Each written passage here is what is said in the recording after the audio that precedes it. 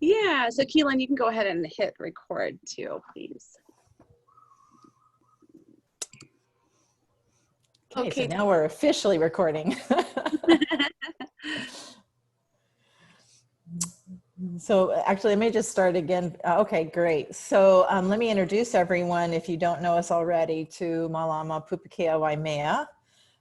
We've been around since 2004, 2005, depending upon when you started. And we're really pleased to be very dedicated with the volunteers, staff, and the board to our mission of working to replenish and sustain the natural and cultural resources of the Pūpūkea and Waimea, Ahupua'a, for present and future generations through active community stewardship, education, and partnerships.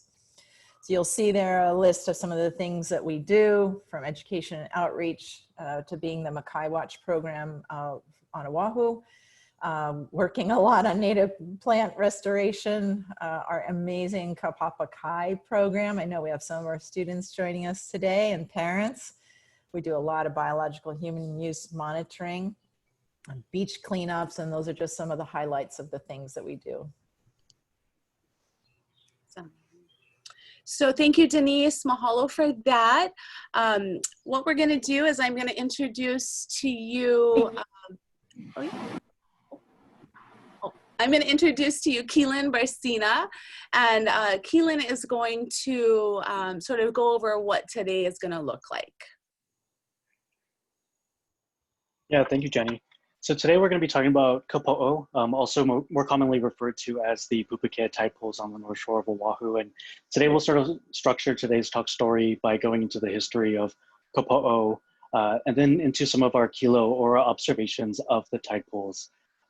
Then on to science of the tide pools, touching on threats and best practices to address these threats moving forward. And then we'll have some time at the end for question and answer. And today's presentation we're shooting to be around an hour or so. I know we slated for about 2 hours, but that way we have a lot of opportunity to speak with some of the guest experts here on our talk story today. So moving forward, we also would like to thank many of our funders for our talk stories, including Patagonia Hawaii Community Foundation, as well as Laura Jane Musser Fund.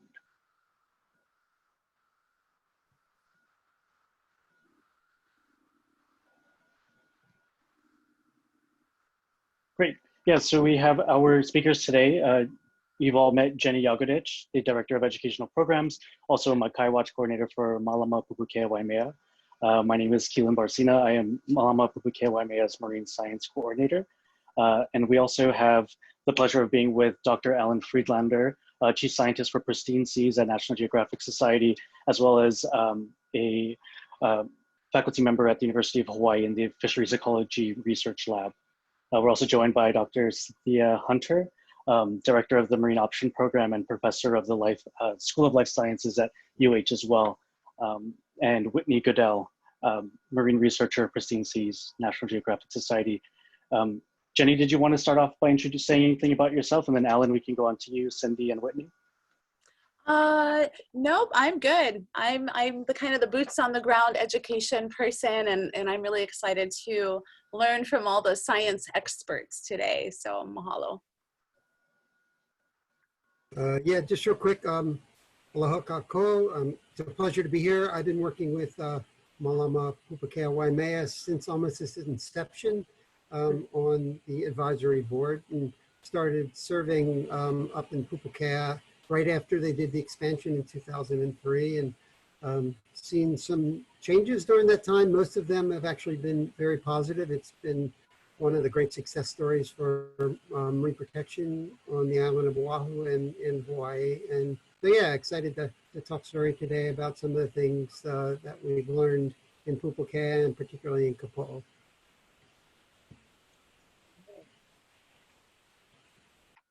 Awesome. Cindy? Sorry. Hi, Cindy Hunter. And hi, everybody. I am really here today to learn. I haven't spent much time at Pūpūkea. I've spent more in the last month than I have in the last 35 years. But on the day on July 15th that we did surveys most recently, I learned so much from Jenny and Christy and Keelan and Whitney and Alan. I was astounded at the beauty and diversity of the pools. It was an amazing day. And I am here to, like I said, learn, answer any questions that I can, but mostly to listen to these stories. Very happy to be here. Thank you, Cindy. Aloha. I'm Whitney Goodell, and I got my master's in marine biology from UH Biology Department with Alan, and I now have had in this past month the opportunity to join Alan for some of the surveys up on the North Shore, and I'm in Cindy's boat where it's been amazing to come up. I live in town, but to come up to North Shore and just see the amazing things in the water up in Pūpūkea and off the North Shore, and aside from seeing the amazing things underwater, to see the community around it as well. It's been amazing to work with this group and get to know them a little bit more, and see all the work that's being done up there. So I'm honored to join in and learn all of this. So I'm excited for this talk story. Great, thank you, Whitney. Thank you, everyone. And a little bit of background on myself. I am born and raised in the North Shore of Oahu, actually across the street from Kapo'o. So this is a place that I hold very near and dear to my heart, having perused the tide pools as a kid, looking for sea cucumbers that I would translocate to quote unquote safer areas of the tide pools. And, you know, I may not have really realized it at the time that I might have been doing more harm to them. You know, I think that these actions spoke to a deeper sense of stewardship for the marine resources. And so I feel like I've come full circle studying the very place that has sort of fostered and nurtured my passion for marine conservation. And moving forward, just to kind of set the scene here.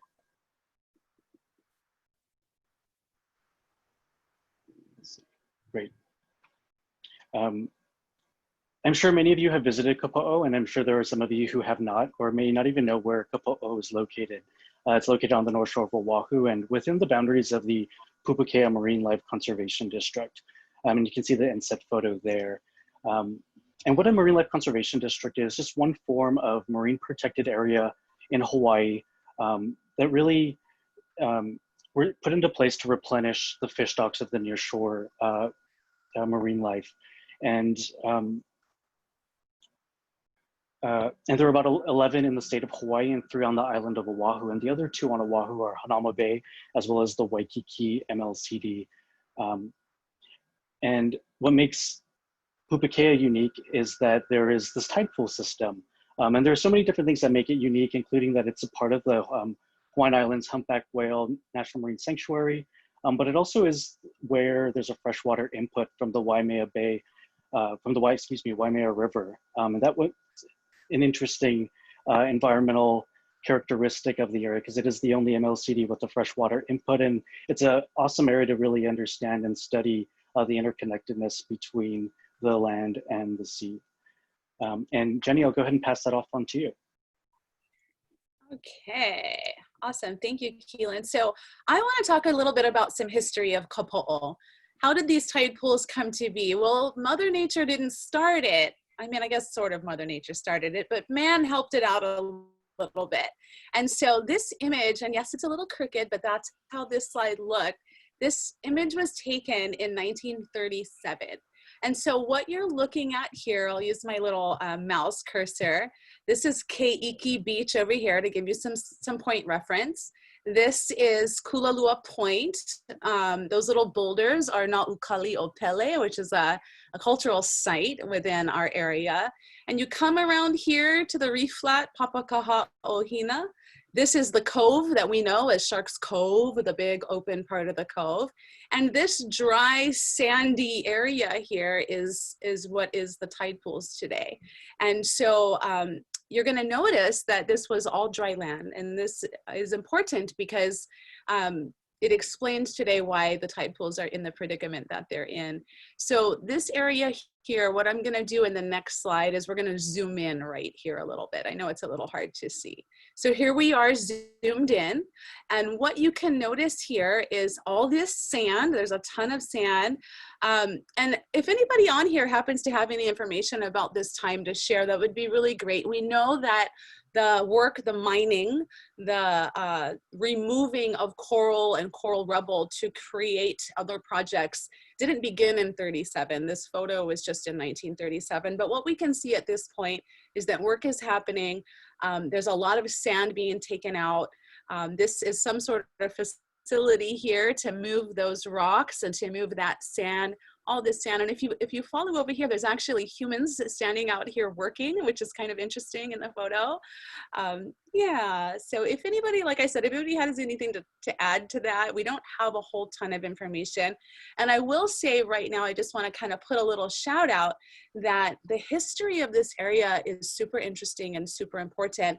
And we have a little subcommittee working with our organization right now to collect this information. It's kind of like a little history project. So if anybody out there is interested and you would like to be a part of that, please let us know, because we welcome any kokua with this project at this time.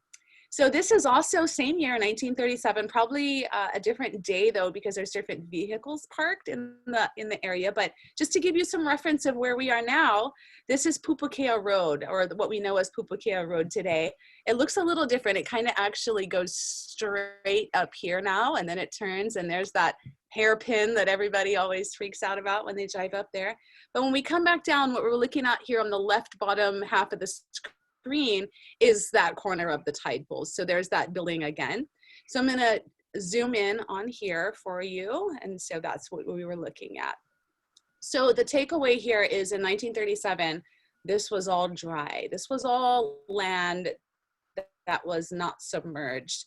And it wasn't until this quarrying process happened and they started taking all this stuff out and removing it, whether it was dynamiting or drilling or however, excavating, however they were able to get it out, they did.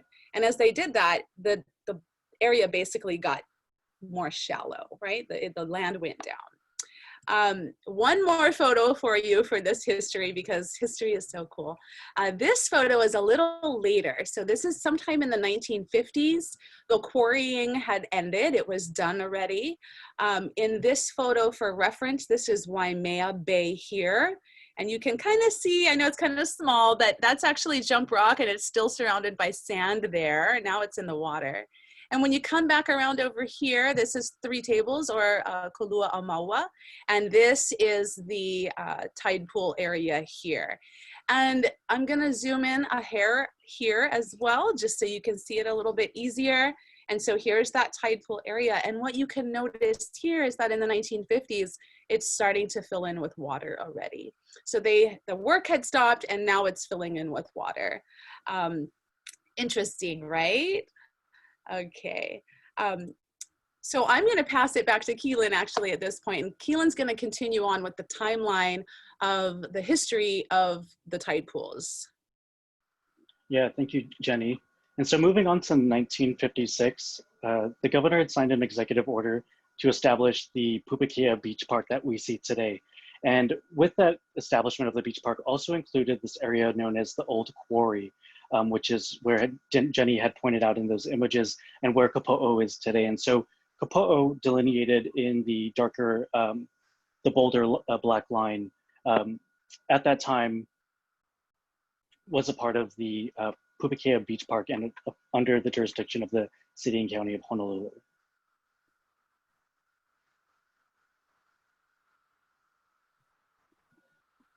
Let's see, having trouble advancing here. There we Sorry go. about that.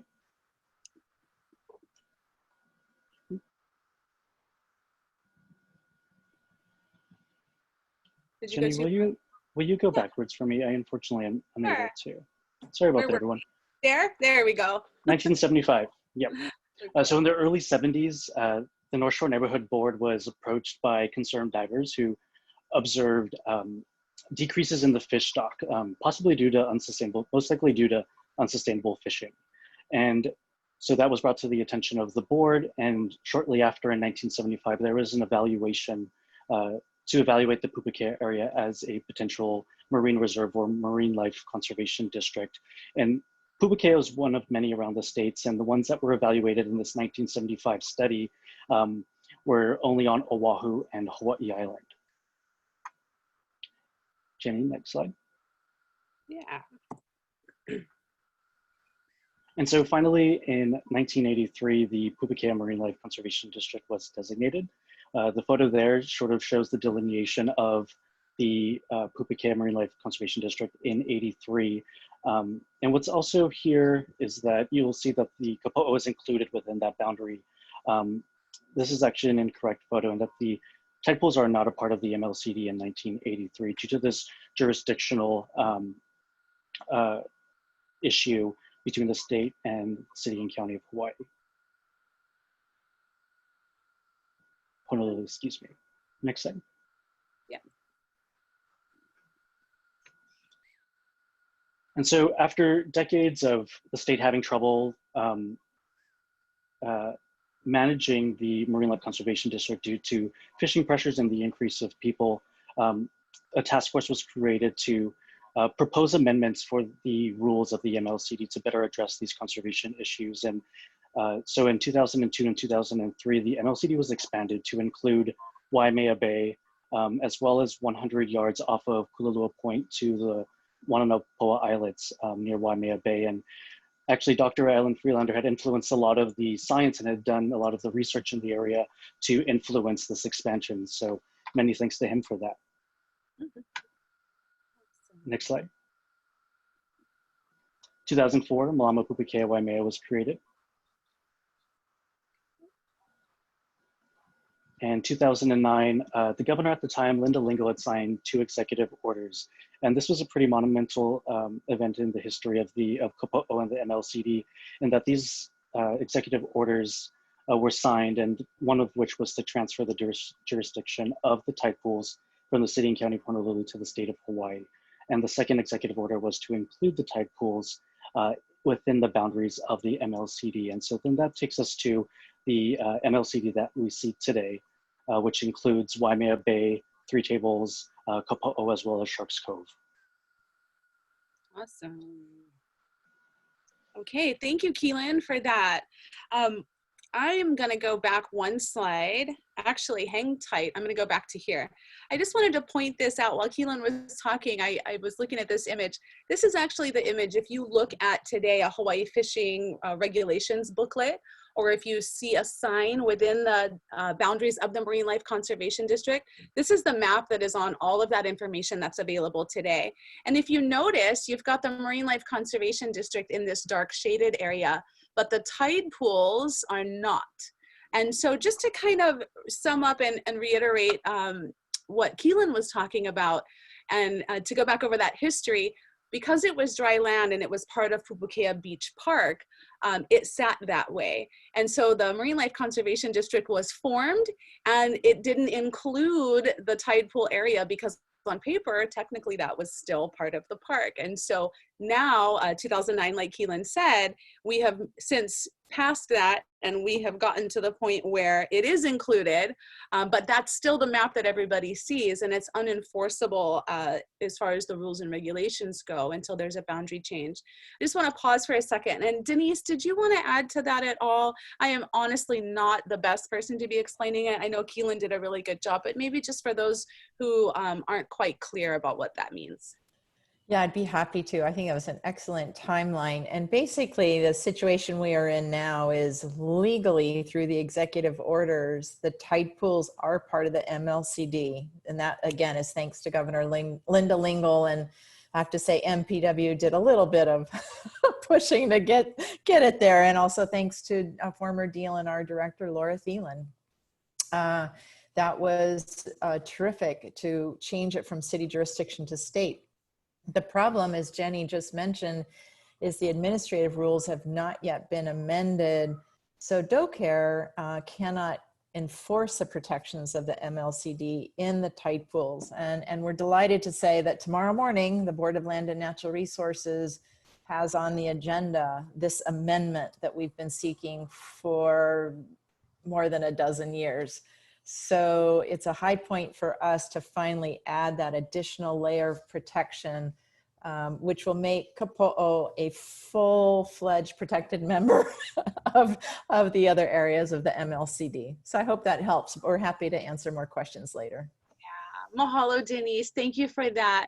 And I just wanted to make sure that we stopped and we explained that, because it is confusing. It's sort of an enforcement nightmare, right? Like, our community is so good about calling in what they see and helping to educate others. And then they see somebody inside the tide pools, maybe fishing or harming a marine animal. And then DoCare is like, oh, we can't enforce there. So we're looking forward to the future sooner than later, hopefully.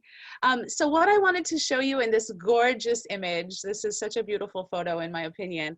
As you can see now here, we're in 2020, and this area has been completely filled in with water. In fact, we call the tide pools, but actually by definition, they're really not even tide pools. We need to come up with a new name. So some of you really smart marine folks on here, I mean, it has tide pools in it, but overall it's more like a lagoon. I don't know. Anyway, so just to kind of give you an idea of how it works, you've got this reef flat out here on the outside wall. And there's this area here in the center that we lovingly call the crack, because it's just a crack in the reef. And what happens is when the surf is big, it'll come in here and it'll push through this crack. If it's not too big, it'll push through this crack. And through this crack, the water will rush in here and it needs to exit, right? Whatever comes in has to go out. And so this is the exit route here. It'll exit this way into the open part of the cove. And it is actually kind of like gnarly sometimes, like it's like a raging river through there sometimes. Over here in the corner, Uncle Bob is on here and he has dubbed this little tunnel in here, there's a little opening, calls it Dragon's Breath, and that's a pretty cool spot. And then over here is another one that is a puka that you can see sometimes on low tide.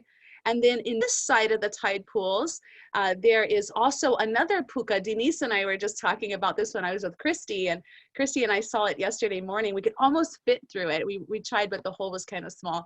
But anyway, the point is that it's not a self-contained body of water that only exists during a low tide. It is actually open to the ocean all the time. So for reference, this photo is low tide. You can tell by looking at the outside edge of this reef flat here. When it's high tide, it goes over that reef flat. And so even at its low tide, you can see that it's still connected to the open ocean. In addition to that, there is a bunch of groundwater that's happening. So up Mauka here, when it rains and it works its way down, all throughout the tide pools, there are these freshwater outlets coming up from underneath. And so Keelan can talk about that in a little while, but I just wanted to sort of give you an overview of where we are, because we're going to get into the fun stuff now. So when I was talking about that big surf, I just wanted to point out that the tide pool area is just completely bulldozed with water, and it's beautiful to watch, and the waves hit those rocks on the outside and shoot 50 feet up in the air, and it's beautiful. But that water comes up and over that wall there, and it kind of just freight trains through. So it can be a very harsh environment half of the year. So in the summertime, when we're able to get in it like it is, like we are now, we're always so amazed at how much stuff is in there, considering how violent it is in the wintertime. And so this area gets a ton of use. We don't have any way to control the amount of people that come in. So getting human use counts can be difficult, but we can tell you that it is used a lot. There are access points everywhere. It literally lines the highway. And so anybody can come at any time, and as many people as they want. And so this photo was actually taken in June. And, you know, we were noticing in the beginning of the year, you know, like, gosh, this place is really getting abused. We're seeing so many things crushed, and we're seeing so much damage. And, you know, we've seen that happening over the years. So when COVID happened and we had this shutdown, it all of a sudden became this opportunity for us to see just what this place would do if given a break. And so here we are with our break. And during this time, the first thing that we started doing is just this simple act of kilo. And so kilo is this Hawaiian concept of observation, to watch closely, to pay attention, to examine, to look around, to observe, to forecast even, yeah, to make predictions based on what we're seeing. And so what we did was we made a conscious effort and we said we're going to do kilo every week. And so when you do this over time, you start to see patterns and all of those things that come along with it. So the first thing we started to see was clear water. And as you can see in this photo, the water is crystal clear. And that was kind of a first for us. I will tell you that, you know, these tide pools get thousands of feet all the time, and people's feet are on top of everything. So to see it settled and to see it clear was really beautiful. We were even able to see sort of the tracks that the tide was leaving when the tides would change, and these sort of designs in the sand, which were so beautiful. We'd never noticed it before because it never gets a chance to stay that way. It always gets moved by feet.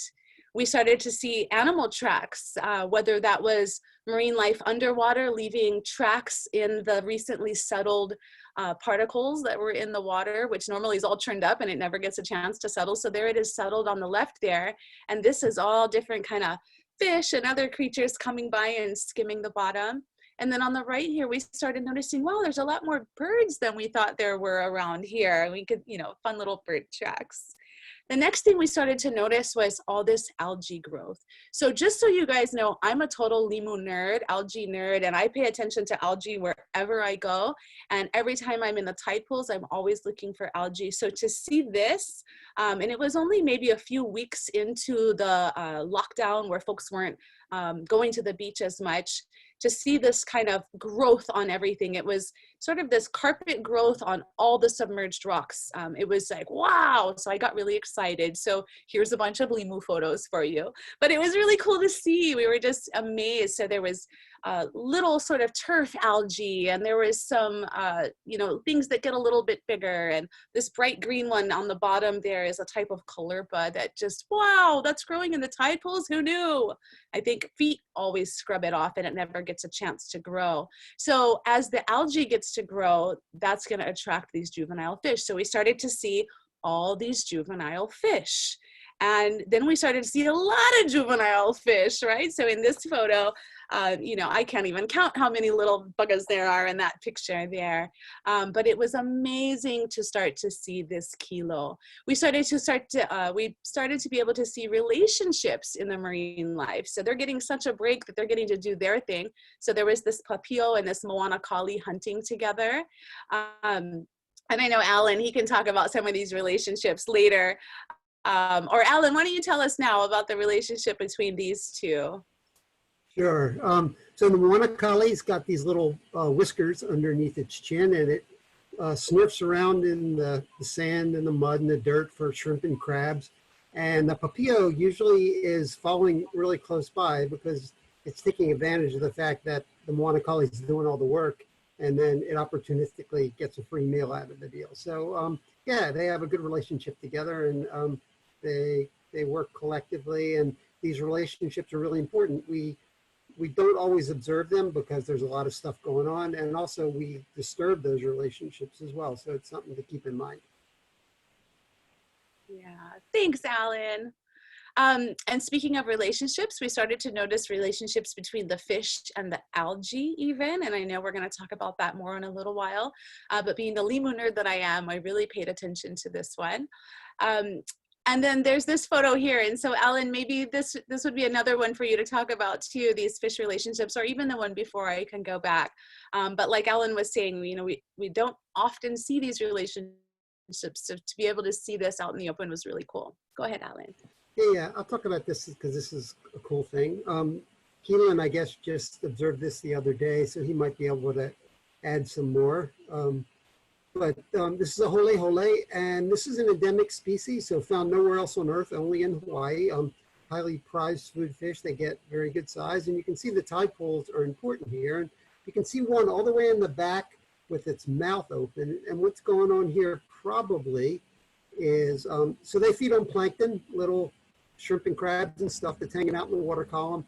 So they probably found a nice little ball of plankton there, and they got all excited, and so they're feeding away And the Hinolea, you can see in the middle, the little brown fish that's standing straight up, that's also a species that's only found in Hawaii.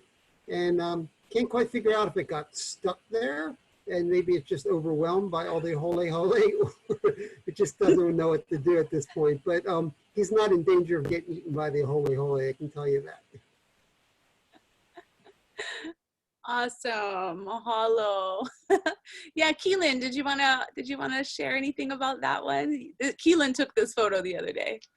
Yeah, no, nothing more to add other than that it just sort of really caught my eye. It was a tight ball of a hole that came together, and I don't know what the deal was with the wrasse, but it just seemed to kind of be hanging out with them within this tight ball, and it was such a tight group of them that I couldn't really tell what was going on. And this was one of 100 photos. This is the best one of the 100 photos that really even captures the wrasse at all, because it was always covered by or blocked by the hole. Awesome. Well, maybe he identifies as a hole. Okay. Mahalo for that. So again, this kilo, what we're seeing, this relationship, all these kind of cool things. What I'm going to do quickly, and I practice, so hopefully this is smooth, but what I would like, 1-minute video that I caught underwater, and I apologize in advance, I'm not the smoothest swimmer, so it is a little wonky, but the idea here is to give you an idea of just sort of the diversity. So your homework here for this little 1-minute video is to try to count how many different species of fish you see, okay? All right, so let's make this happen here. Oh, okay. Can you guys see that okay? Okay.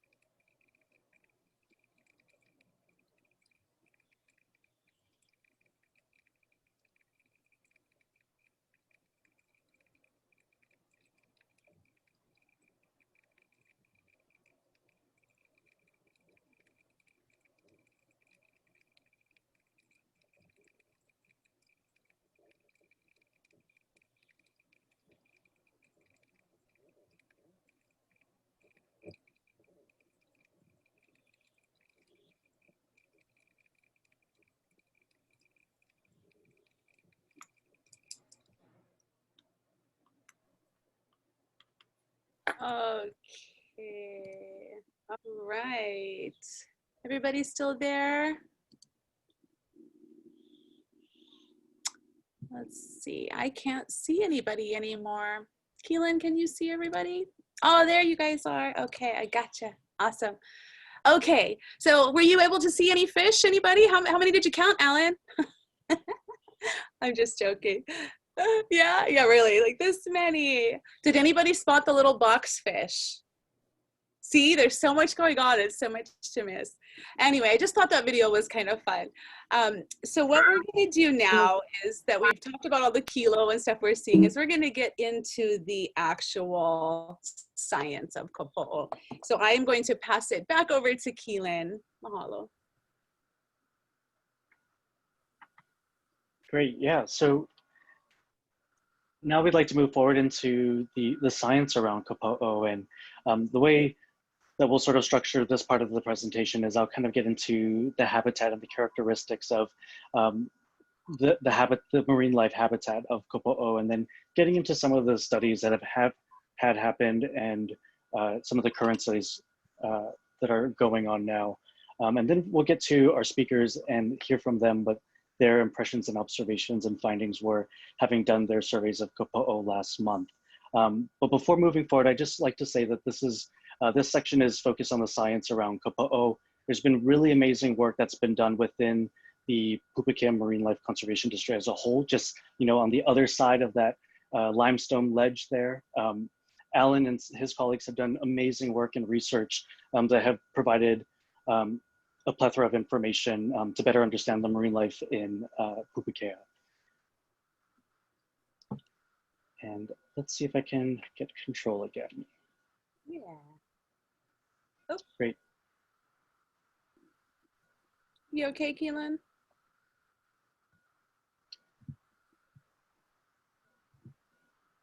You need help, Keelan? Yeah, it looks like I'm not able to get control again. If you don't mind going back a slide, Jenny. Yeah. Is there good? Yep, that's great. And so, Okay. yeah, Jenny, you had done a great job already sort of explaining with that in that nice photo earlier, some of the characteristics of Kapo'o and how it's such a unique habitat. Some of the things that you had mentioned were the freshwater input from the groundwater that seeps in and, you know, in random spots throughout the tide pools. But also that the fact that it's a man-made tide pool and that there's always a constant connection to the adjacent Sharks Cove there to the north.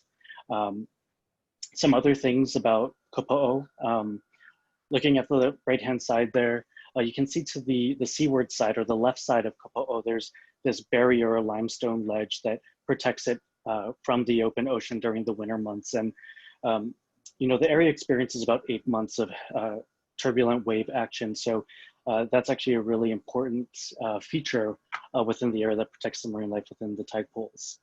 You know, within the tide pools, you'll find anything from medium-sized boulders to sometimes just flat, hard areas or even sandy areas. There's a lot of tidal influence in the area as well. You know, as I mentioned, it's always connected to the ocean, and you'll see the dramatic increases in the tide as it goes in and out, and on the left it depicts that. It also is in a different view where you can actually see that seaward barrier as well. So, you know, so for food for thought, what are the differences between the two photos on the left, aside from one being backlit and one being cloudy or whatnot? But, you know, this just shows the dramatic change in the tide throughout the day. Jenny, next slide. Yeah. Mm-hmm. And one thing I also wanted to highlight too about that last slide, Jenny, if you don't mind going back, is you know, for those of you who haven't visited Kapo'o, it's kind of hard to tell how large the area is. It's roughly about 3 acres or so, and to, you know, make that a little bit more digestible in your head, that's roughly 2.5 football fields, about 2 soccer pitches, and I did the calculations for this, in about 27 basketball courts. So if you can kind of envision that in your head, that's sort of how big or how small the area is. And also, I forgot to sort of touch on the depth of it. You know, it can range anywhere from half a foot to even 10 feet at low tide. And next photo, Jenny, please. Yeah, so here's a photo of it at low tide. And something that I think this photo illustrates really well is just sort of the structural complexity of the tide pools. You can see that there's this sort of this boulder jungle, if you will. And at high tide, that's actually all submerged. And so it provides a lot of habitat for a lot of marine species. And, you know, when the tide comes up, those boulders are submerged, and this is sort of a look at what it looks like underwater. You have these boulder type environments. Next. You also have these open sandy areas. Next slide.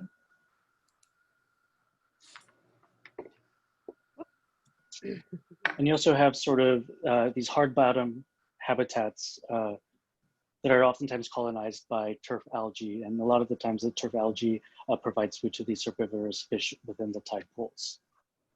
Okay. And the next slide.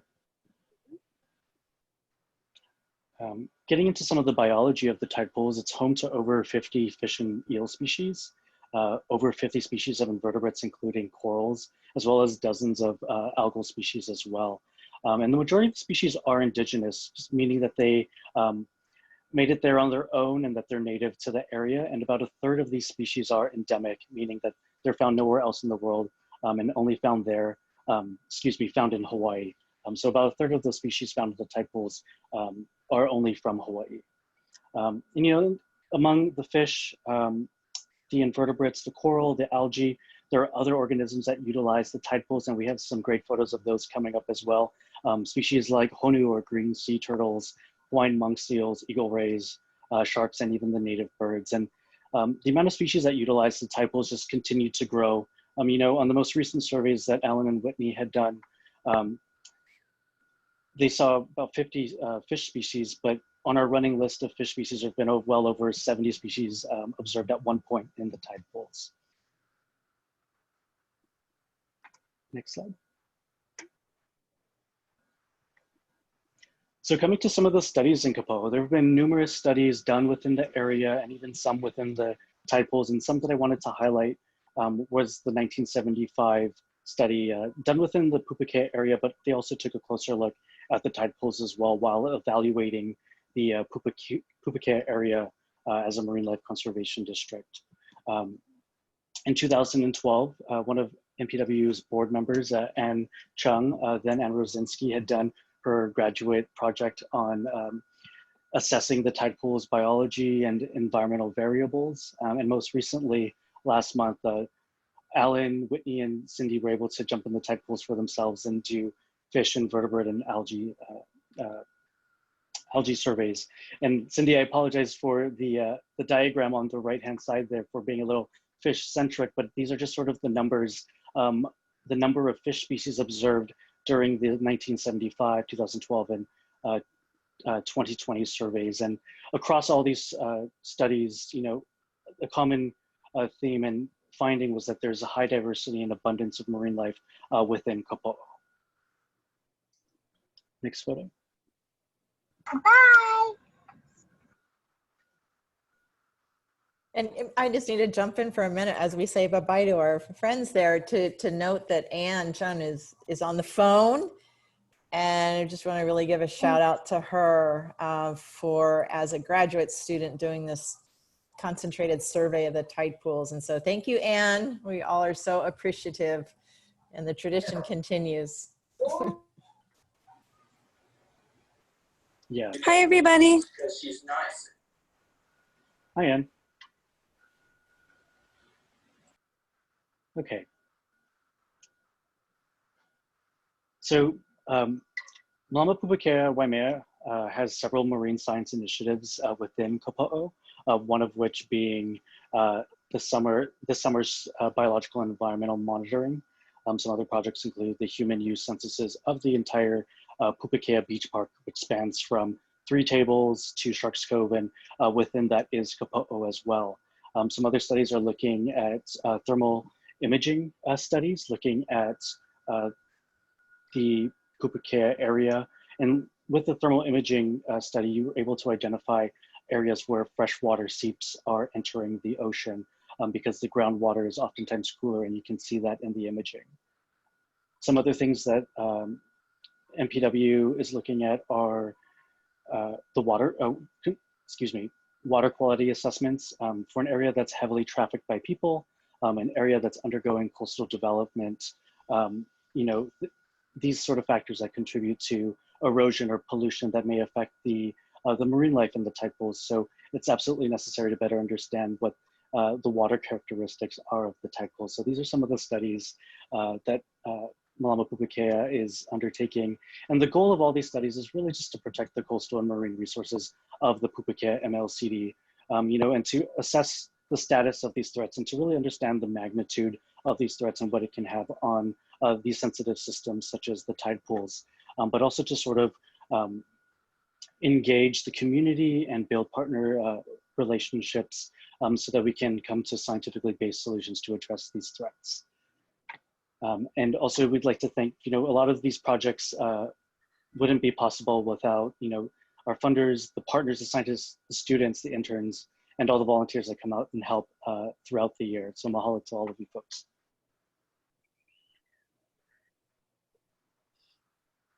Next slide, Jim. So I wanted to come back to the monitoring that's been happening this summer. And I've had the privilege to be able to get into the tide pools about 3 days a week where I conduct biological surveys as well as environmental surveys, and also looking at the human use in the area. And happy to go into any of the methodologies towards the end during questioning. But, you know, looking at the abundance and the diversity of all the marine life within the tide pools is really important to understand what the role is of Kapo'o within Pūpūkea. And also then looking at the environmental factors such as salinity or how salty the water is within the tide pools. as we had mentioned, there are freshwater inputs and there's connection to the ocean. So there's so much influence with the water chemistry, and we're curious to know how that then changes the diversity within the tide pool. So looking at that as well. Some other things that we look at are moon phases and how the tides change with that, and how perhaps fish populations change over time. So unfortunately, I don't have any of that information to share with you folks today, and definitely something that will happen in the future. But these are some of the things that are going on now. Something else that I had mentioned was looking at the recreational human use within the area, primarily looking at the people who are within the beach park. You know, it could be people who are just transiting the area, utilizing the facilities, unloading, loading their vehicles, you know, because at some point they're going to make it down to the water. People who are on shore and versus people who are in the water. So we're also taking count of those numbers as well, since we really don't have an idea of how heavily used the area is. We know that, you know, by observation that there are a lot of people in the area, but we don't know what impact the number of visitations have on the ecology within Kapo'o and the surrounding area as well. And I think maybe, you know, this is a good time for me to just sort of share like what I've been seeing. I had mentioned that I grew up across the street, having gone to the tide pools as a child, and, you know, having then moved away for school and whatnot, I haven't really visited the tide pools as an adult. So this has been an amazing opportunity for me to get back into the tide pools and see what a drastic change there's been since I was a child. I don't remember, you know, there being as much marine life as there is now. So it's been such an amazing experience to be able to see all of this. And like I've mentioned, come full circle, you know, from a child wanting to only study what was in front of my house, and now doing exactly that. So that's really been the highlight of my summer, is being able to get into the tide pools and see the changes from day to day and even from the months. And I think with that, we're moving then into, you know, some of the observations and the findings that our guest speakers have had. And Jenny, Yeah, pass thank that over to you. you. Mahalo, Keelan. Thank you. I apologize if it was a little glitchy a second ago. There was a gust of wind and then the internet got wonky. But into the fun stuff, woohoo! So this first little batch of slides is going to be all the invertebrates. So I'm going to invite Cindy to kind of help narrate through this section, or Cindy, just chime in whenever you want. And as I'm going through these, if you would maybe just share with us kind of what you saw while you were looking at the tide pools with a magnifying glass there. This is Cindy, by the way, and I was so inspired by her and Alan and Whitney, and so yeah, I'm just going to go through some of these really cool things that we saw. And so Cindy, if at any time, if you want to share while we scroll, feel free. Sure, just a little background. We got in the pools at about 7:30 in the morning, at your good suggestion to get there early. So we really did kind of have the place to ourselves. And Christy and Jenny and I kind of worked our way across the entire pools. And until about 4 hours later, we were all pretty darn cold and decided we had seen a lot. But surely we didn't see everything. One of the things that impressed me, and I didn't realize how special it was until just now, listening to you guys talking about the feet, is that we saw two things that you wouldn't see if a lot of feet are in there. The first is you just saw a number of sea cucumbers scroll through the screen. We kept finding trails of sea cucumber poop, you know, like animal spore. There were different kinds, and we couldn't find who was pooping. There are three kinds that you've just gone by. These three, we could see definitely poop underneath them sometimes, but there were much more than this. And like I said, we couldn't usually identify the animals that had made them.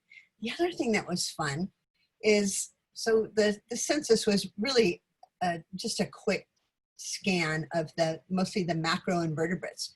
But something we saw in the open sandy areas were these beautiful volcano-shaped sand mounds. What the heck? And you have to watch them for a while. And I've looked them up. I've seen them in a few other places. Never saw the organisms that lived inside them, but I'm guessing they're probably ghost shrimp, well named because you don't tend to see them in the daytime. So I have a feeling that there is a much larger diversity of micro invertebrates, just like there are so many microalgae, small species that add to the important biodiversity, but that you don't just see with a quick scan. Yeah, that's so true. There were so many neat things going on, and it was so great to have you there, Cindy. And we were just like, "What's that, Cindy? And what do you think this is?" And when Cindy didn't know either, we felt really good about that. Thank you. We're like, "Oh, good. Okay, she doesn't know either." So yeah, I'm just scrolling through some of these photos, and these are just things that we've been seeing, and they're not, necessarily organized in any crazy fashion. This was a lucky shot of a he'e there. And I think, Cindy, when you were there, we saw a lot of evidence of he'e, but we didn't actually see one. And this was about a week later, probably. That's right. Yeah. You have to keep your eyes open for the indications that organisms are there. Yeah, and then so this is a type of soft coral, or a zoanthid. And then Cindy, you and I talked a lot about coral, and so I just put some of those photos from that day on here. So if you want to talk about any of these, there's just about 4 slides of corals here. And let me know if I misidentified them. Oh, and I forgot to let everybody know, we just put the common names of stuff on here. The report that Alan and Cindy and Whitney did is going to be available, and it has all that technical scientific stuff on there. So for this, we just wanted to put the easy common name for you guys. But would you say that this is cauliflower coral, Cindy? I sure would. I definitely would. Okay, good. And it looks like it's somewhere between maybe 5, 6 years old, the colony on the left, and on the right, maybe 2, 3 years old. Wow. So it grows pretty slow, right? And when it gets, it does. Yeah. I always worry about the coral in there that we're seeing when I think of all the feet, because that's something so easy that, you can damage or step on it, or I've seen folks use it as a ladder even to climb up on things. So yeah, these are a couple others. Right.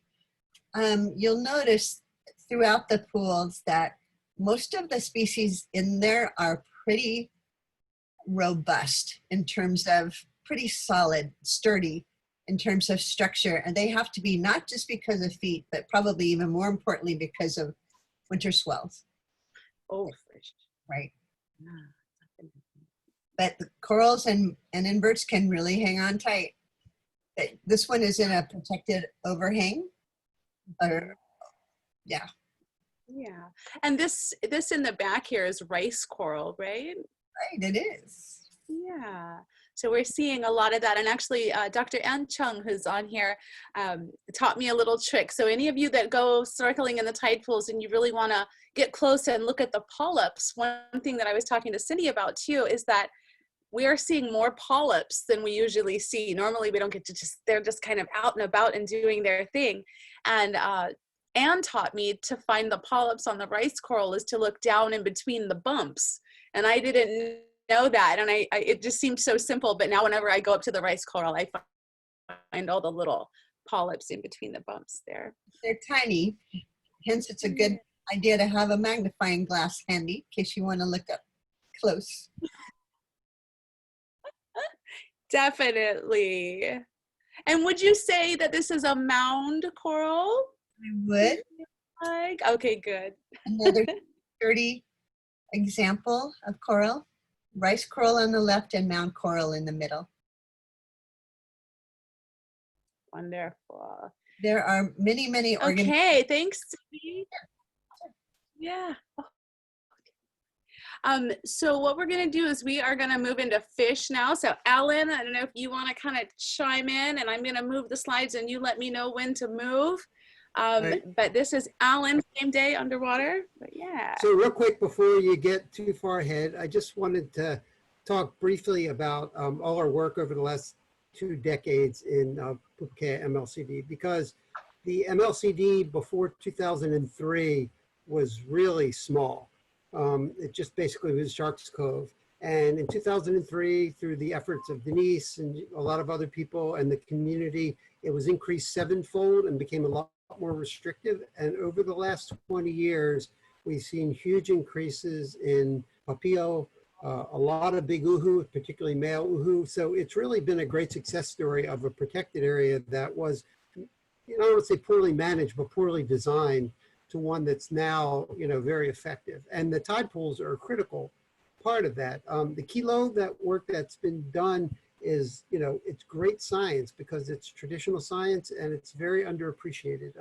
The Hawaiian moon calendar talked a lot about, moon cycles, seasonal cycles, and it was really kind of a guide of when to fish and when not to fish. So those observations are really critical to understanding the tide pool because you're out there all the time.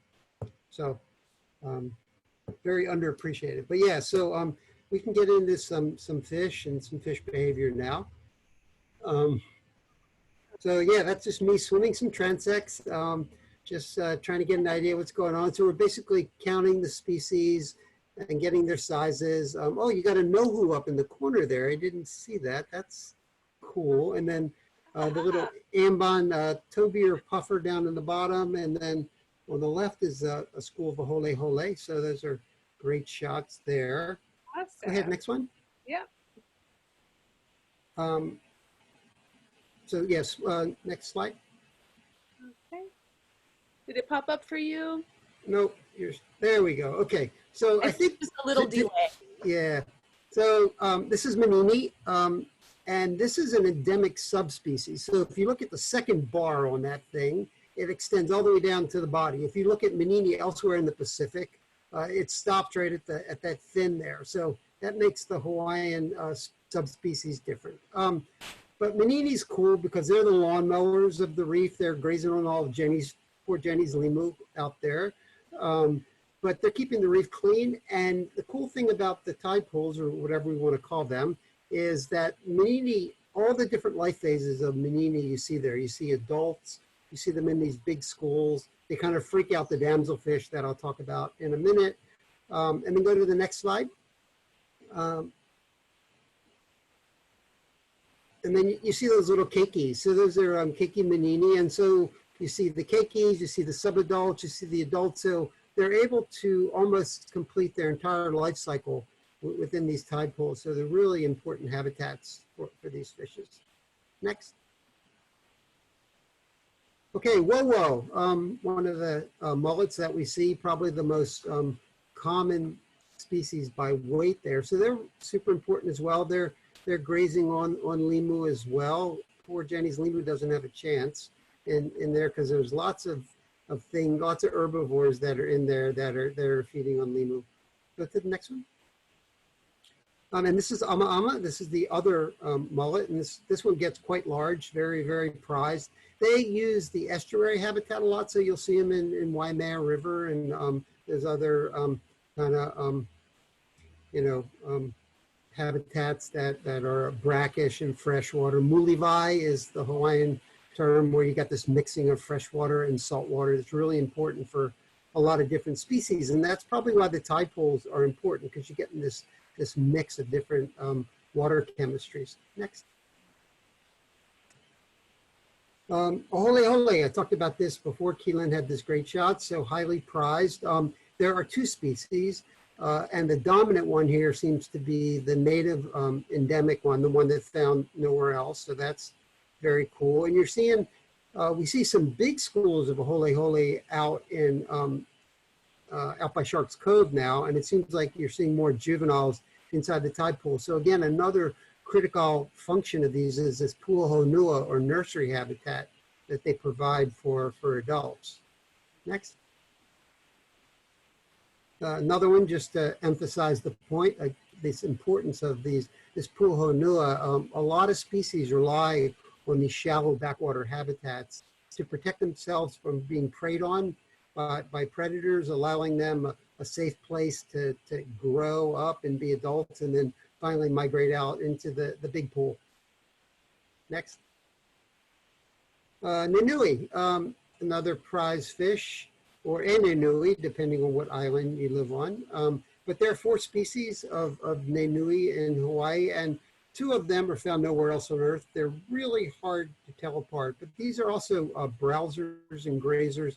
They feed on a lot of the drift limu that gets kind of churned up with the surf, but they'll also feed on the substrate as well, and highly prized by a lot of people as a food fish as well. So again, another important species that utilizes the tide pools. Next. More Nenui. Keep going. Next. Okay, so Jenny showed the Wanakali before. So this is Veke-a, which is one of her prize fish, she tells me. It's a species of goatfish. You can you can see its little whiskers down there. So it's snurfing around in the substrate for shrimp and crabs. It's stirring things up, and then it darts in and it's feeding on those. And as you saw in the previous picture, Kapo'o and Alua sometimes will follow them and take advantage of a free meal. Go ahead. Okay, Nehu. So this was kind of a cool finding. This is another species that's found nowhere else on Earth. This is an important bait fish in Hawaii. It was utilized heavily in the aku fishery in the past, and it utilizes some of these nearshore habitats and probably has suffered from shoreline development and poor water quality in other places. So the fact that we see Nehu here is a good sign that the water quality is pretty good. There's a lot of flushing, and it's a cool thing because it's only found in Hawaii. So I always love endemic species because you know that they're only here. But the other critical thing about that is since they're only found here, if we screw it up, they're gone. So it's really important that we protect these species. Next. Next one. Okay, one of the native lizard fishes, this is Ulia. That's Cenotes ulia is the scientific name. It gave it the Hawaiian name as well. It's an ambush predator. It just sits there. You see how it kind of blends in with the limu, the turf limu, and then it'll dart out. It'll preys on small, unsuspecting fishes. It's got a very restricted distribution as well. It's only found in Hawaii, Taiwan, and Japan.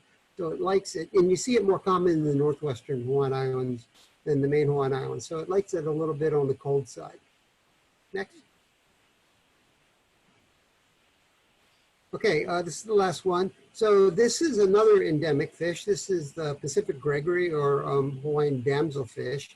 And this guy's a farmer. So it establishes these territories, and it picks out the bad limu, and it keeps the limu that it actually likes to graze on, and it farms that limu, and it helps to establish its own kind of crops and does well. When the schools of surgeonfish go through, it kind of freaks out because it's trying to prevent all the surgeonfish from eating its crops, but it's usually fairly ineffective, but it's kind of interesting. So yeah, when you're in the tide pools and you just kind of take your time and look at some of these behaviors, you'll see that everything's doing something and everything has a place. So the minute we disrupt that, we destroy the natural balance that goes on. But these places are really critical because they provide this linkage, this puhonua nursery habitat. And so, yeah, I was pretty stoked to be able to have the opportunity to work there with Cindy and Whitney and Jenny and Keelan, because I'd spent a lot of time out in Pūpūkea proper, but not that much time in the tide pool. So it was quite eye-opening, and it was really a fun experience. So I'm looking forward to going back. And I think that about wraps it up from the fish side of things. Thanks, Alan. Yeah, it's so magical, right? Like we always say, you know, folks tend to, you know, before all of this happened, before this situation with COVID happened, you know, I'm down there a lot. I love the tide pools, and I would tell friends and family and neighbors, you guys got to go get in the tide pools. And folks would say, oh, it's all tourists. I don't even want to go park down there. It's so humbug. No, it's okay. And then this lockdown happened, and it got a break, and it's doing its thing, and it's amazing, and it's abundant, and it's diverse, and it's healthy right now. But then they opened the beaches back up, and so it was a different type of folks. It was local people, you know, our friends, our family, our neighbors getting down there. And so they're kind of having this same reaction, like, what? I didn't even know this was here. I didn't even know this was like this. This is amazing. We have to protect this place. We're like, yes. So mahalo for coming out and helping us to understand better, you know, what is happening in here and exactly what, you know, we need to do moving forward. I wanted to hear from Whitney. Whitney, did you have anything that you wanted to add about that day? I know you got to go around and you got some good photos too. Yeah, no, it was awesome to be able to spend some time there and swim around and just really observe what was going on. It's an area that like I said, I haven't spent a lot of time there, so so I don't really know, you know, I don't have the kilo that you guys have as far as the over time what it's looked like, but a couple things that that impressed me were first of all, for such a small area, the diversity of habitats and characteristics within an area. So swimming around there, you know, as Keelan has already outlined, you know, you turn left and you've got all these boulders and rocks and lots of little pukas for fish, and then you turn right and you've got stretches of sand, and that's where you see, you know, big school. That's where you're seeing the big schools of the mullet and the goatfish that we're all swimming around. And so you've got these structures that are different for the different fish, but then also just the temperature changes, you know, either from the incoming water or from the seeps, from the groundwater. You've got all of these, and the depths all changing. You've got so many different variables that are all creating, you know, there's something for everybody. It's creating little pockets for all different kinds of fish. And it was amazing to, you know, you really see that reflected in the diversity of species that are in there. You see such a variety of different kinds of fish doing different things. You know, you've got surgeonfish cruising through and eating all the limu. You've got all the little damselfish hiding in their places or garden, you know, tending to their garden.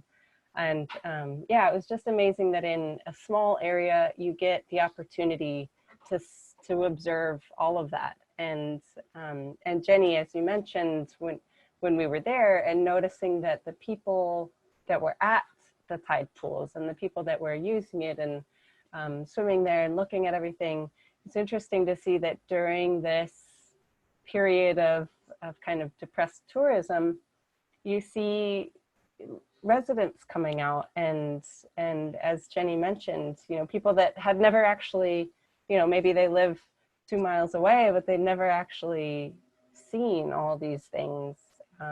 It's a cool opportunity for people to learn what's in their backyard and actually care about it.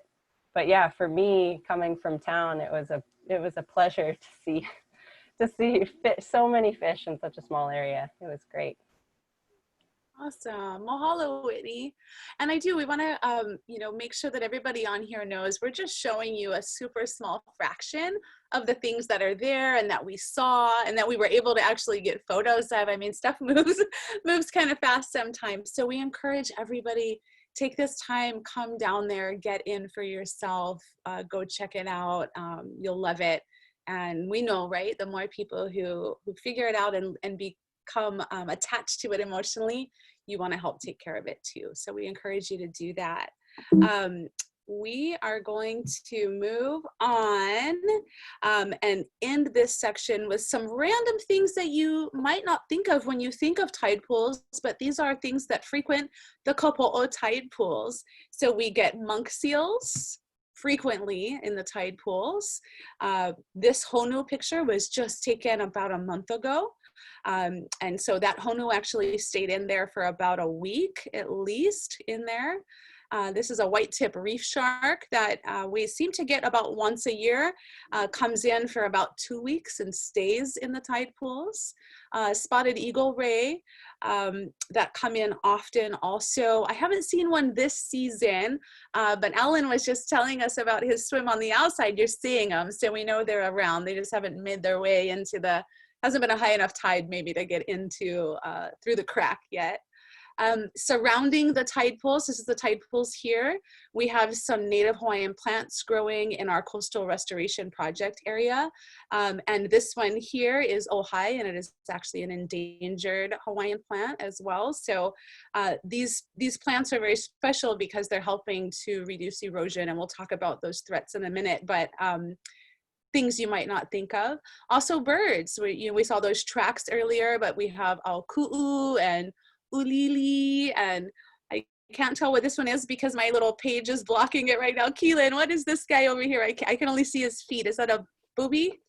Yeah, that's a brown booby. You know, they forage out at sea for fish and they dive into the water, and we had the opportunity to see them hunting just on the outside of the tide pools the day that Alan, Cindy, and Whitney were on the North Shore to do their tide pool survey. So that was a really unique event that happened. And to see that they're utilizing the area is really great news. I got a quick question, Jenny. What time of year did you see the mono in there? I want to say it's usually springtime. Yeah, and you know, based on my kilo, every one I've ever seen is female and looks pretty plump. Yep, that makes sense. That's spring, early, like May and June is when Yes. they come in the pup. So they Yes. like those shallow, you know, sheltered habitats where they can do their thing. And this one in particular, you know, I snapped this photo with the GoPro underwater, and she was about as tall as me, and I'm about 5'7". So I'm assuming that was a full-grown one. And then, if for those of you that have never seen a white-tip reef shark up close, I mean, I was like this with her by accident when I got in, and she went by. They're so beautiful. She looked fake. It was like no scarring or scratches. It was just like this beautiful specimen. So, again, this area is home to all sorts of things. So you never know what you're going to see when you go over there. And we kind of joke that, you know, when you go there, it's like going to an aquarium and getting in. So we highly recommend it. Okay, so Alan and Cindy and Whitney and Keelan, this is just sort of a slide that we can use to sort of, you know, what are we seeing? What's the point? So what, right? So what? Alan, why don't you go first? I was going to say Keelan, but okay. I'll start at the bottom with the pico.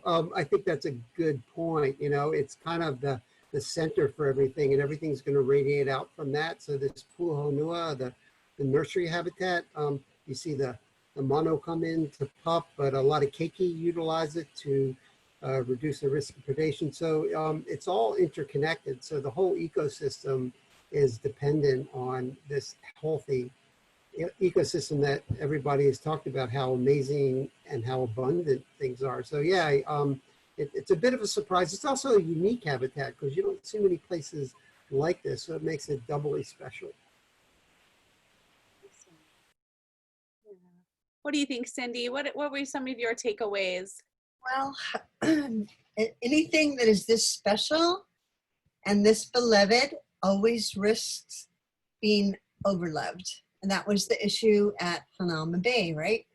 So there was a lot of thought and a lot of research and a lot of soul searching over a 20-year period for people to figure out what a carrying capacity is for Hanauma Bay, how many people should be there, and should everybody who gets off a bus from Waikiki be handed a loaf of bread or a bag of frozen peas to feed the fish in the bay.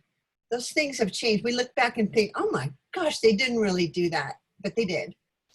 So we've done a much better job at protecting that MLCD than we had before. It takes time and it takes community spirit. I think it usually takes a unified and small group of people to push the ideas forward, just like you have done in Malama Pūpūkea-Waimea has done and continues to do. So I think that's my my thought right now is what's coming next for this area. Awesome. Whitney, any thoughts there? Just aside from, you know, what we've already gone over quite extensively as far as the abundance and the biodiversity there, and along with the all the endemic species that can be found there. Also just highlighting the fact that because this is such an accessible area, it's very easy for families to come and enjoy this area. It also has, you know, the benefit of, like you're saying, it's like an aquarium that you can actually get in. And so it's got that benefit, that aspect of, this is a really important educational space, you know, or exploration space. It's an area where kids can come, you know, like Keelan when he was a kid, you know, it's an area where they can go, they can get in the water, and they can fill their head with all sorts of questions about, you know, why is that fish swimming with that other one? It looks like they're hunting together, you know, and those are the kinds of things that you can't really, those kinds of things don't come up for kids just sitting in a classroom or in front of a screen. So this is a really valuable space. Ooh, that's Pololo. There we go. Wow. You're really ending us with a bang, Whitney. Just another Thursday in Pololo. But yeah, no, that this is a really valuable space, not only biologically and for biodiversity, but as an opportunity for education and for people to experience and get excited and inspired about the marine ecosystems. Definitely. Oh, mahalo. And mahalo for bringing that up, the educational aspect. We've been using the tide pools for years now as an outdoor classroom, a living classroom. And you're right. And it's so amazing to see, especially young ones. And we have a few on here today on the Zoom. So shout out to all the keiki, but to see them be able to, you know, learn hands-on with the real thing, there's just nothing beats that. So you're absolutely right. Keelan, I'm just going to kind of leave you with the same question, and I'm actually going to pass the presentation back to you, so you can sum up and then you can continue on. Yeah, sure. Yeah, and you know, those are some really great points that they all touched on. You know, like Ellen had said, it's the PICO, or the navel of the Pūpūkea Marine Life Conservation District, that could potentially, you know, recharge the MLCD, which then, you know, recharges and spills over into the open areas. And as Cindy had said, you know, like, what is the carrying capacity of the area? We don't know. We can't regulate the amount of people going in there. So it's really valuable to understand what these threats and the magnitude of these threats, and how they affect the diversity within the area. And also, to Whitney's point, you know, it's a great educational tool to be able to get in there. And someone in the chat had asked the question if people are allowed to go into the tide pools right now, because people are allowed to go in the ocean. And I want to say that the answer is yes.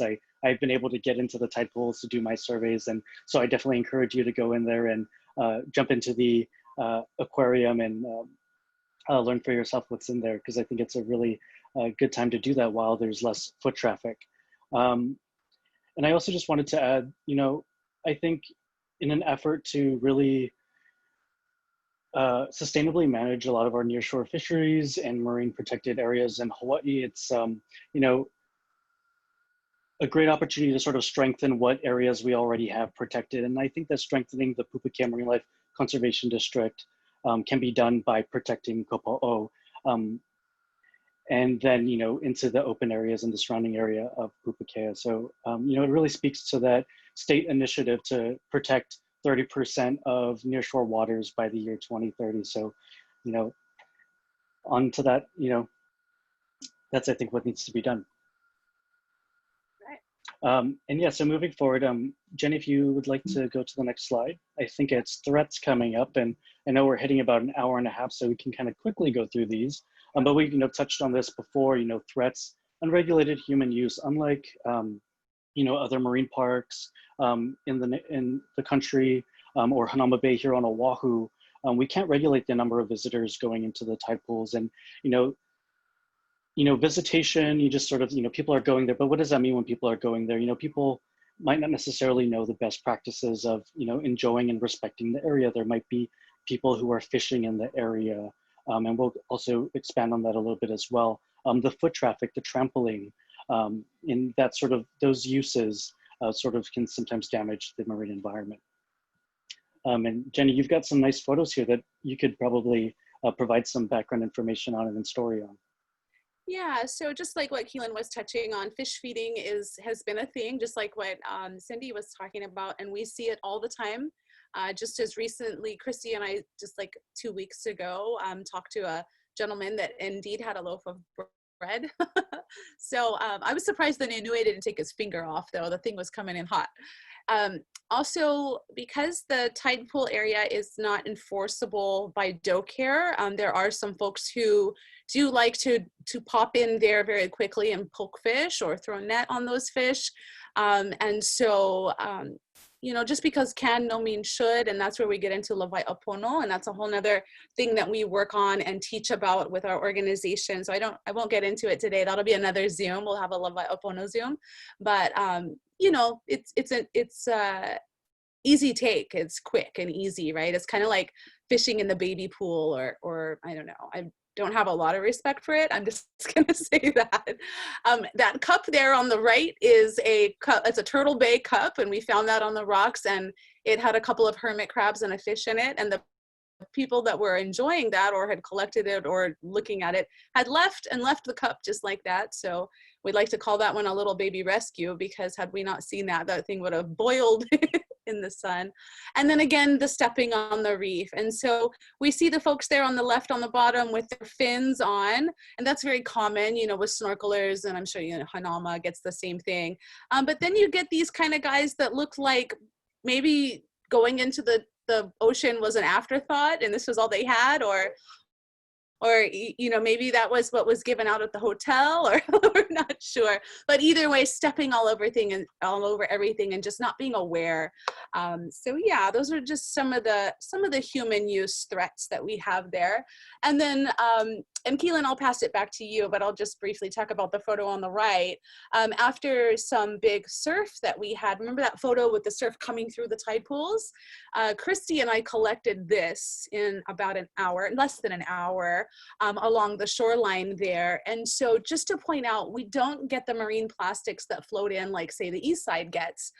So all the rubbish that we have there is what people leave at the beach. And so that's kind of an indicator of that there.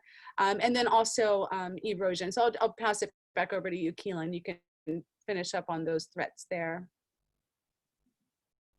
Oh, you're on mute. Sorry about that. Yeah, some other threats here, you know, include coastal development. One way that coastal development can affect nearshore environments is, you know, creating sort of impermeable surfaces. So there's water, unfortunately, can't penetrate the surface, you know, such as our roads, and they just sort of run off of our roads and into places much like the tide pools. And there's a perfect example and a photo of that there on the left-hand side there, of the sheeting of water during rain events that flow off of the parking lot and then into the park area and into the muddy areas that empty into the tide pools and the surrounding area. So that's one way that coastal development is a threat to the tide pools, and is a form of land-based solution, land-based pollution as well. Introduce species or alien species that aren't supposed to be there. You know, Jenny or Alan, Whitney can probably speak a little bit more to the role or the threat of having roy or these introduced fish species that, you know, might predate on younger juvenile fish in the tide pools, as well as invasive algae. And I think and these are some of the organisms that we've been seeing in the tide pools, and the prickly weed and the roy fortunately have not become invasive to the point that they're a detriment to the ecology of the tide pools, but could potentially be threats in the future. Fortunately, there's enough herbivory, I think, in the tide pools that kind of keep the prickly weed down. And I probably only know of 1 or 2 roy that I've seen in the entire tide pools. But anything to add to that, Alan, Whitney, Jenny? You know, a lot of people have put a lot of energy into trying to eradicate roy roundups and things like that around the state. And what we found is it was kind of a terrible idea to bring them in back in the 1950s from French Polynesia, but they did because there were no native snappers and groupers. But they're ciguatoxic, so it's not that helpful to eat. But their problem is perceived to be greater than it actually is in a lot of cases. What we find is When Roy have healthy abundances, you also see healthy abundances of other species. So it's almost an indication of a healthy ecosystem of sorts. And even though they do eat a bunch of keikis, you know, fish put out hundreds of thousands of eggs for a reason. There's a lot of mortality at the low end of that. And so they're cropping some of that excess surplus. Some, you know, it'd be hard to get a permit to remove them in an MLCD. Based on all my work out in the deeper portion of the MLCD, I don't see, you know, dozens and dozens of Roy out there. So, you know, it'd be better if they weren't there, but I don't see them as one of the major threats. Illegal fishing to me and the MLCD proper is a bigger threat than Roy. And Cindy can maybe talk about the Acantharpa, the prickly seaweed. Right, the prickly seaweed, we noticed, Jenny pointed out to me that those damselfish are actually protecting it, which is not a good situation. Those two species didn't evolve together. And since it's still in low abundance in the pool, and since there are volunteers there every day, I'm thinking that it's worth trying to pick it out. I think it's going to take, I mean, tweezer kind of picking, but once it gets a real foothold, it starts slowly, but then boom, and it can become very invasive very quickly. So that's my recommendation. Also, if you get excessive nutrients in there, you know, from land-based sources, that's going to make it, you know, proliferate even more so. So good to keep an eye on it. Well, the good news is we do have a permit to remove the prickly seaweed. So we hold a special activities permit from DAR to be able to remove the prickly and also the hookweed, which we have not seen in the tide pools, thank goodness. So I do love Cindy's recommendation, and Christy, who's on here, is my tweezer partner, and we literally get on the reef out there and go like this and take out the non-native ones. So project for the future, but thanks you guys for explaining these two for everybody too. And I think it's gonna be a lot of kilo over time, and keep an eye on these species and see what they're doing and how they're behaving and interacting with everything else. Okay, so we talked about all these threats, so let's talk about some best practices. And so like we've talked about, it's nearly impossible for us to educate everyone who comes there because people come all day long at all different times from a mile of access points. And as you can see in this little photo here, it's kind of a good little look at what a normal, you know, any minute looks like. You've got some fish nets over here in the bucket, and you got some floaties and some feet on the rocks there. And so through COVID, we're no longer able to be down at the beach with our outreach tent trying to catch folks and educate them on the way in. So what we did is we created these sandwich boards, and we just kind of go and drop it off and leave it right there in the front of the tide pools, and hopefully folks will read them. But what you're seeing here on the right is one of the pictures from one of those sandwich boards. And so basically we encourage folks to float, don't stand, right? You can float in a foot of water, and you're so much less, you have less of an impact that way when you're not just walking through everything. We encourage folks to look, not to touch, even though right now technically it's not illegal. The best practice is to just leave it alone, let it do its thing. When we handle and move and collect those things, we can put them in danger. Also sunscreen. And I don't know if anybody in here has anything they want to say about sunscreen, but what's really interesting is when the beaches sort of opened back up and folks were coming back, we had just as many people, but we still had a better looking environment. And we were kind of wondering, you know, do local people use less sunscreen? How damaging really is the sunscreen? So more studies and more science that we need to do, some water quality stuff, but we know that sunscreens, certain sunscreens can be very damaging for coral and marine life. So we encourage people to not use those. And then finally, picking up rubbish, leaving those things, leaving rubbish and stuff like that behind is always bad. So we try to leave folks, we're trying to be creative right now through COVID, and how can we reach people?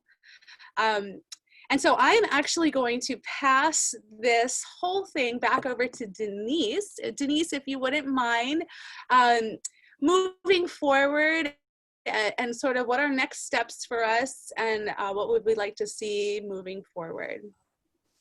Great, thank you. And I also want to just say we are so appreciative. Alan, Cindy, Whitney, Keelan, Anne, we had another intern, Marina. All that science is so amazing. A particular shout out though to Alan and Whitney and Cindy, who this was not on their normal schedule. And it's kind of one of those silver linings of COVID is because of their schedule changes, they were able to do this really spur of the moment. And I just think it's one of those kind of great, coalescing of minds and opportunity and enthusiasm. And we're so appreciative because normally they're out with National Geographic or Cindy has all of her, university obligations. So it's just a golden opportunity for us. So big, big mahalo. So as I mentioned earlier, looking forward, tomorrow, we are hoping that the Board of Land and Natural Resources will move forward what's called a rules package that will formally amend the Hawaii administrative rules to put Kapo'o within the same framework as the rest of the MLCD to catch up with those executive orders we mentioned. So the board, we hope, will pass it. Some people on this call have submitted testimony. We thank you. It'll go to the governor.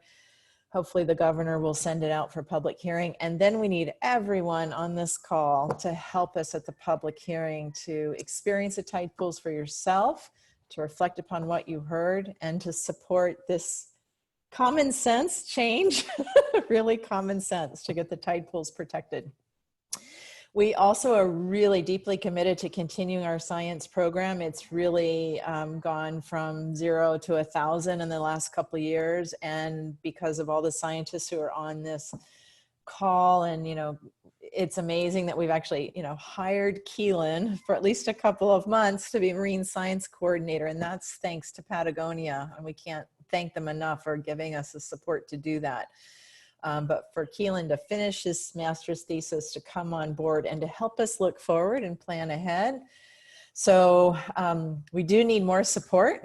We have a lot of wonderful partners. And I want to give a shout out. Lisa Bishop is on the Zoom. She's the president of Friends of Hanauma Bay. They're a huge inspiration for us, being one of the other 3 MLCDs, of course, and a flagship globally. So partnering with Lisa, partnering with scientists, partnering with Sea Grant, partnering with the state, with DoCare and DAR, we just have a lot on our plate, so we could use a lot of help. So when we talk about donations, $5 is great, but also your time is really valuable. So your time, your mana'o, signing your kids up for our Kapo'o program, those are all donations because we do this really for love, love and passion, because the Kapo'o can't speak for itself, right? So all of us are giving it voice.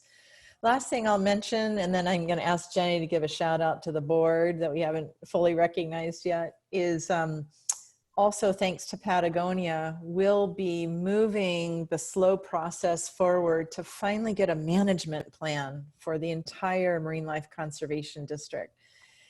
And in some sense, it's absolutely shocking that there is no plan. There is no plan on paper or anywhere else from the state or the city who owns the beach parks, Waimea and Pūpūkea. There's no plan going forward. So we've been at it for a while doing stewardship, and we think it's time that there be a plan, and certainly the engagement process to get all the stakeholders on the same page. So Patagonia has given us some seed money to get that started. We'll be starting with the townscape planning firm on some community processes that may last a while. But I would hope everybody agrees that we want to get on the same path forward and maintain the abundance of this area as an incredibly invaluable PICO for the whole MLCD and the North Shore and for Hawaii. So with that, I'm going to turn it back to Jenny and ask her to do a couple of more shout outs, but mahalo everyone. Hey, mahalo, Denise. Yeah, so before I do those shout outs, I am just going to leave you here with this slide. And so what we're going to say is, what we're going to do is we're going to move into questions. But what I'd like to do is I'm going to actually stop this share. And we're going to go back to where we can all see each other. And so what we're going to do is invite you. You can either just unmute yourself and ask your questions or type them in the chat. And I apologize, I can't see the chat yet. So if there's questions, once we switch over, I'll scroll through those. But want to use the rest of the time to really be able to ask questions if you have questions and answer those for you. So while I'm doing that, I did want to acknowledge our board of directors. You know, this board is so special and they really do it for love. We have, I'm just gonna go from on my grid here. I see Uncle John Cutting. Aloha, Uncle John. I see Uncle Bob Lenau. We have Jackie Lenau. And then let's see, Denise, of course, Denise. And Dr. Ann Chung is on there.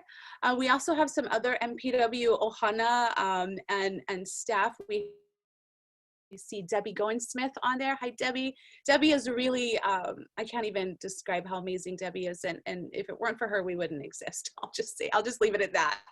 Literally makes us happen.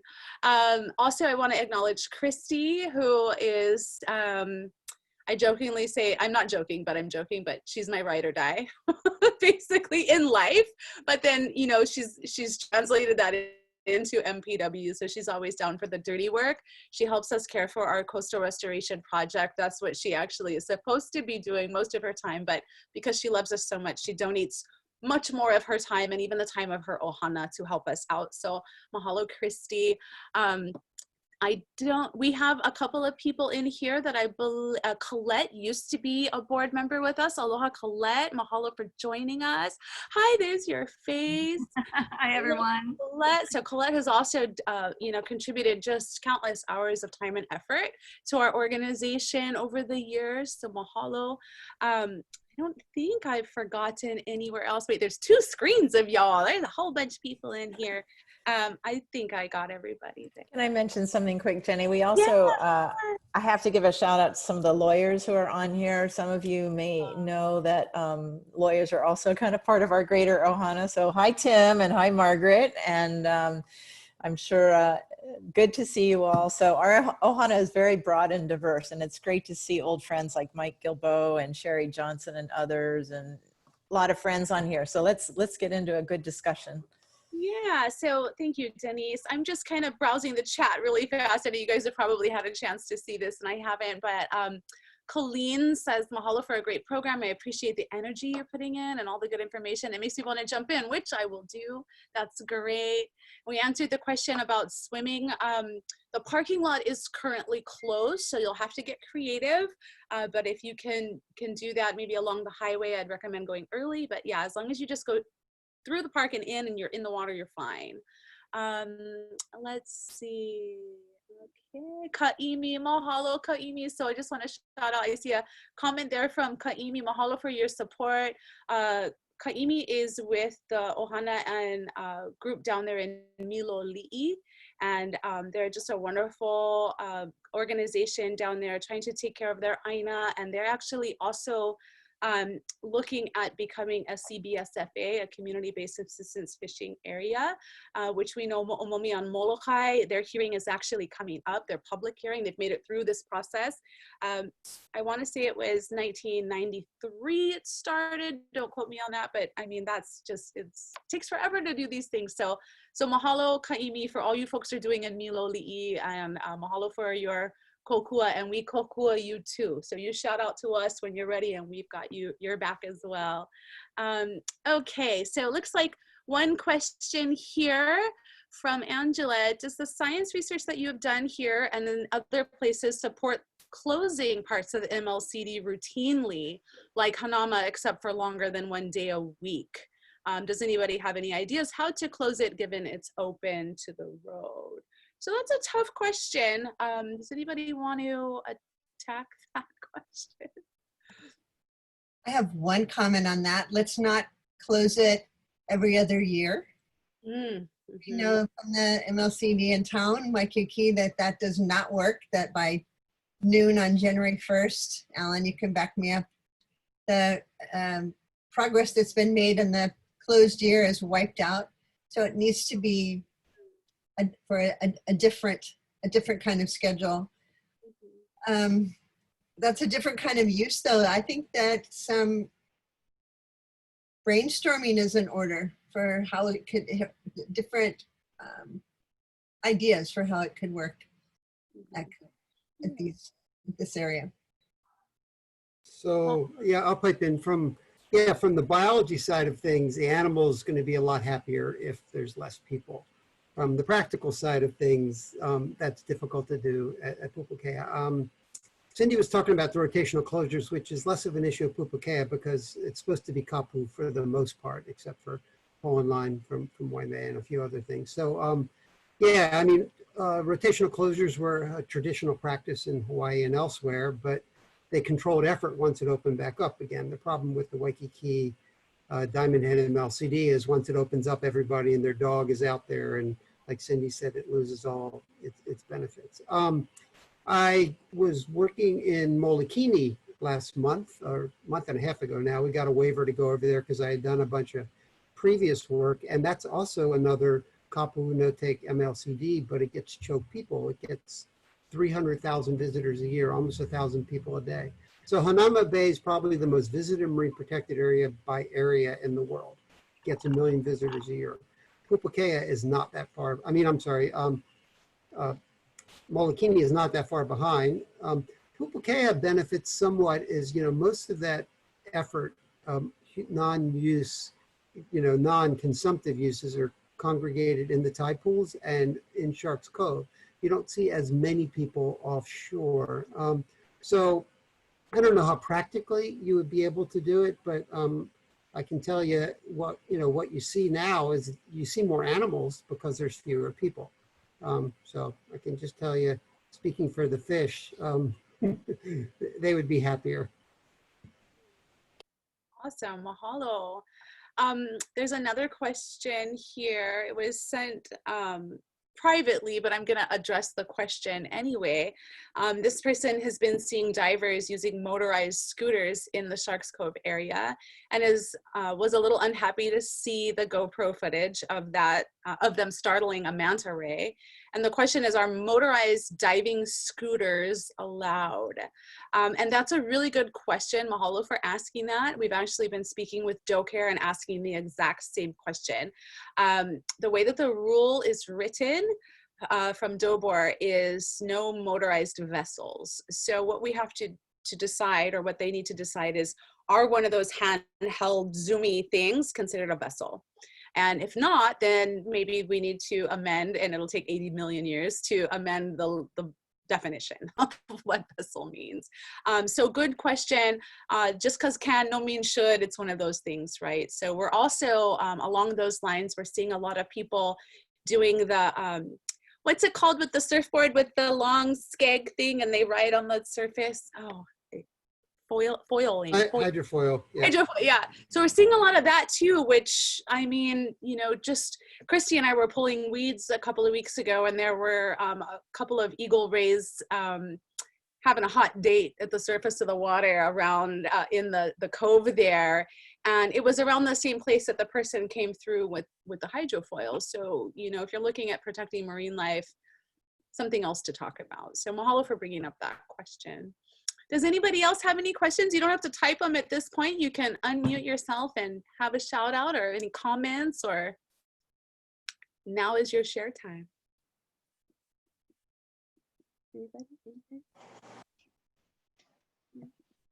Tide pools? Any fun tide pool stories? Hi. Hi. Oh, there's a fun one. Hello, Olani. Can you please tell us your favorite thing about the tide pools at Kapo'o? Look in the camera so they can see you. I like that there is a bunch of Vana there. A bunch of Vana? Okay, cool.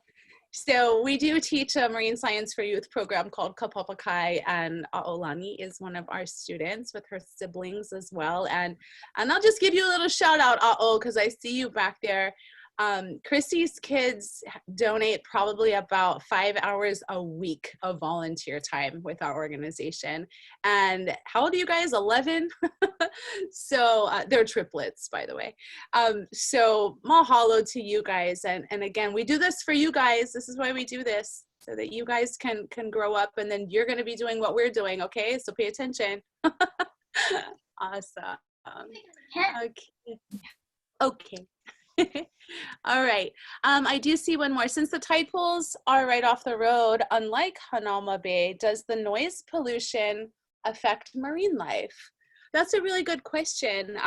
Alan and Cindy, or even Keelan, you guys can maybe chime in on what you think about noise pollution from traffic, but then also there's sometimes there's music coming from across the street too. You know, it's because it is so close to the road. So do loud sounds like that affect marine life? What do you think, Alan? I guess I'm up. I think it's one of those things is, yeah, everything would be a lot happier if it was quiet, but on the list of things to regulate, it's probably not at the very top. I don't know if that's too equivocal, but that, loud noises are certainly disturbing to us. They are also, you can hear them in the water, so animals probably aren't super stoked about it. But it's that, we have to figure out this balance between humans and nature, because we're part of nature, and it's the proper way to coexist is always going to be adapting. So.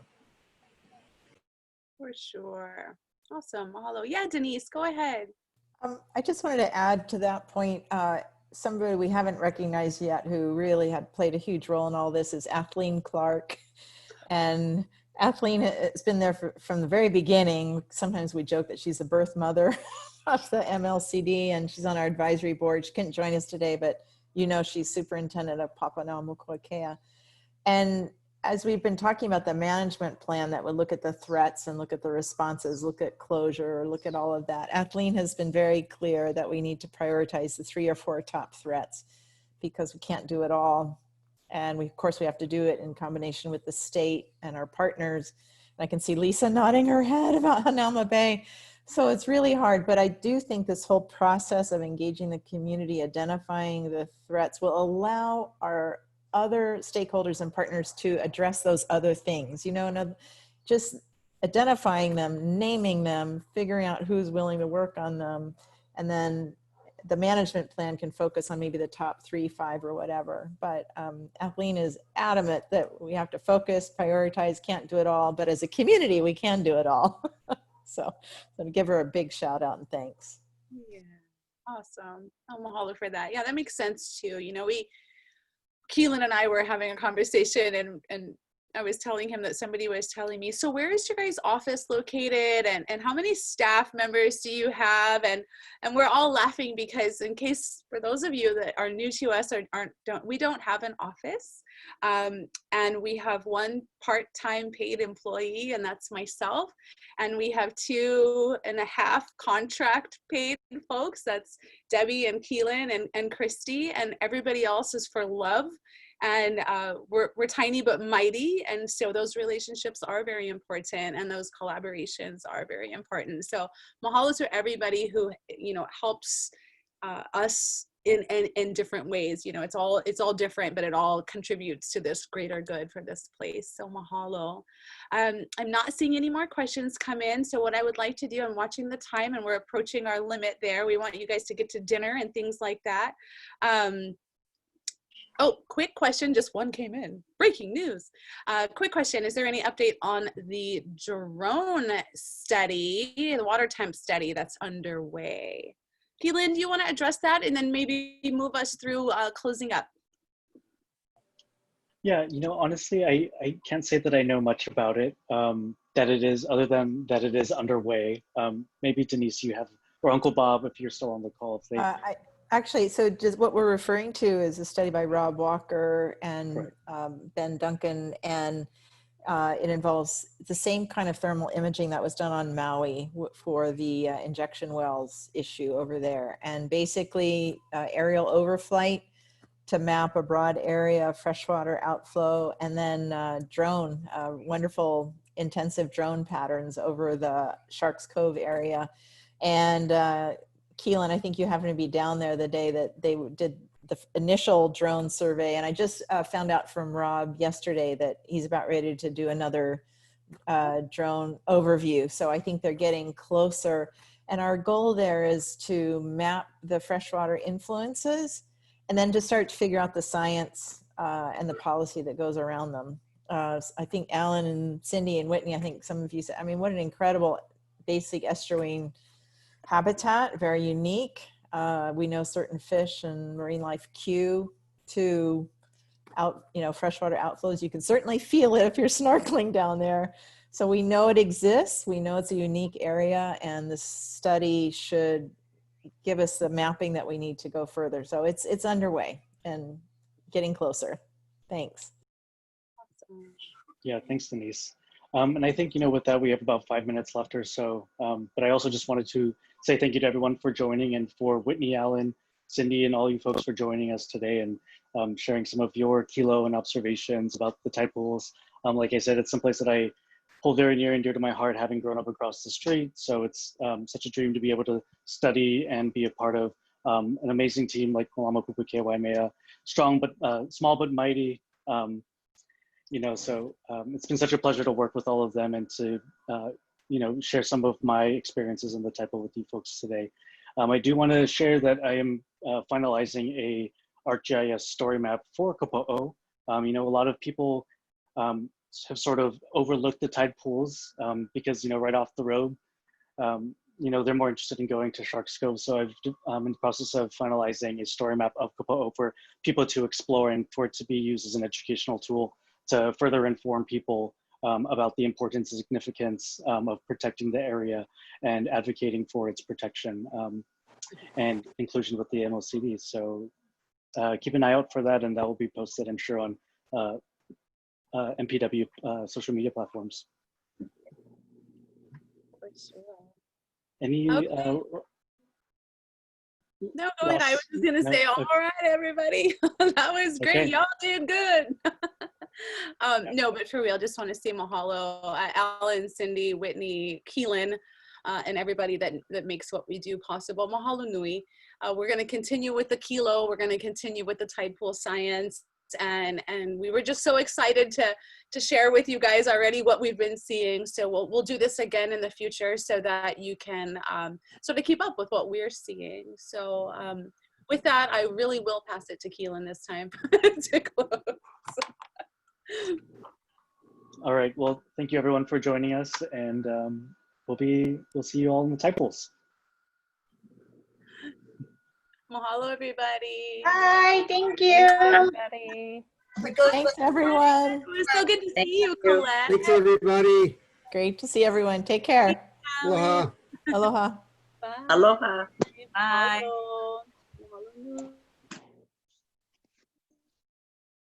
Everybody.